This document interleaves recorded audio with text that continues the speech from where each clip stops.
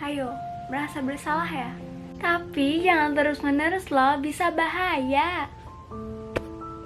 Hai buat kamu yang selalu diikuti rasa bersalah, apa kabar?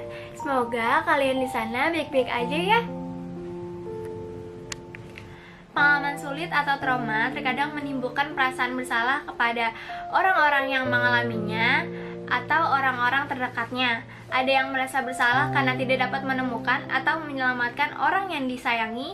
Ada pula yang merasa bersalah karena dirinya berhasil selamat, sementara orang lain tewas. Lainnya merasa bersalah karena tidak sempat menunjukkan kasih sayang kepada orang yang hilang atau meninggal dunia. Kita juga bisa kok, kita juga merasa bersalah karena memendam perasaan benci dan ingin membunuh pelaku kekerasan yang menyakiti kita atau orang yang disayangi.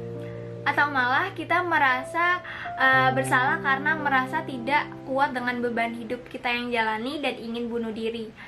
Nah, perasaan bersalah merupakan reaksi yang wajar sebenarnya. Setelah itu setelah kita merasa terguncang atau kita lagi posisi di bawah gitu, lagi titik terendah kita. Nah, akibat mengalami peristiwa trauma tersebut, sebenarnya perasaan bersalah adalah kemarahan yang kita limpahkan kepada diri kita sendiri.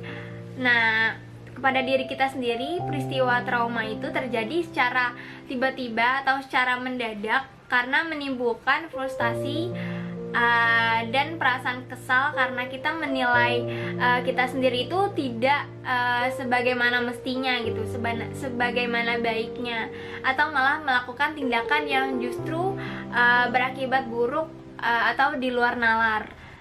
Frustasi dan perasaan kesal ini membangkitkan perasaan marah, akan tetapi perasaan-perasaan tersebut tidak bisa dilampiaskan kepada pihak yang dianggap bertanggung jawab. Akhirnya kita melampiaskan kepada diri kita sendiri dan menimbulkan perasaan bersalah yang sangat kuat. Nah, ini nih masalahnya di sini.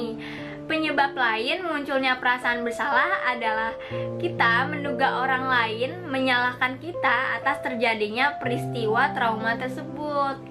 Nah, kan jadi fitnah. Nah, kita takut orang lain akan menganggap kita tidak berguna atau kita tuh pecundang karena kita tidak bisa melindungi pasangan, teman atau diri kita sendiri gitu loh. Nah, tidak bisa dipungkiri sebagian kecil orang mungkin menyalahkan tindakan kita, tapi sesungguhnya kebanyakan orang justru akan memaklumi tindakan kita loh. Jadi nggak cuma menyalahkan tindakan aja, tapi ada beberapa orang yang memaklumi tindakan kita. Nah, bayangkan seandainya keluarga atau teman berada dalam posisi kita gitu loh. Akankah kita memarahi mereka jika mereka mengambil tindakan seperti yang kita lakukan? Nah, kebanyakan dari kita cenderung menghukum diri kita sendiri, menghakimi diri kita sendiri dengan berbagai cara untuk mengurangi perasaan bersalah. Terkadang cara yang kita gunakan justru membuat orang-orang di sekitar kita semakin menjauh gitu, nggak ada yang dekat gitu ke kita. Kita menggunakan cara-cara negatif untuk mengurangi perasaan bersalah, seperti menyendiri, minum minuman keras gitu kan, menggunakan narkoba, makan berlebihan, atau tidak mau makan sama sekali gitu loh, mogok makan lah istilahnya. Nah, padahal untuk mengatasi permasalahan tersebut itu perlu adanya dukungan dari orang-orang sekitar. Itu sebenarnya sangat penting gitu loh. Perasaan bersalah yang berlarut-larut akan menghambat kita menyelesaikan masalah yang dihadapi dan menyebabkan kita seolah-olah tuh hidup di masa lalu gitu. Jadi masih tetap di zona itu aja gitu loh.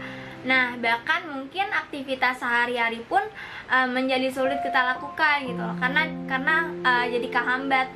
Perasaan bersalah yang berlarut menyebabkan kita mengalami kesulitan untuk melanjutkan aktivitas seperti biasanya gitu. Jika perasaan bersalah timbul pada diri kita, ingatlah bahwa apa yang telah terjadi itu benar-benar di luar kendali dan benar-benar di luar kuasa kita.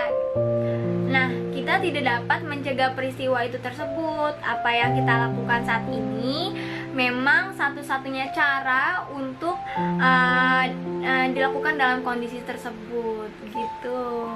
Dan itu aja dari gue, dan sampai jumpa di next partnya. Bye bye.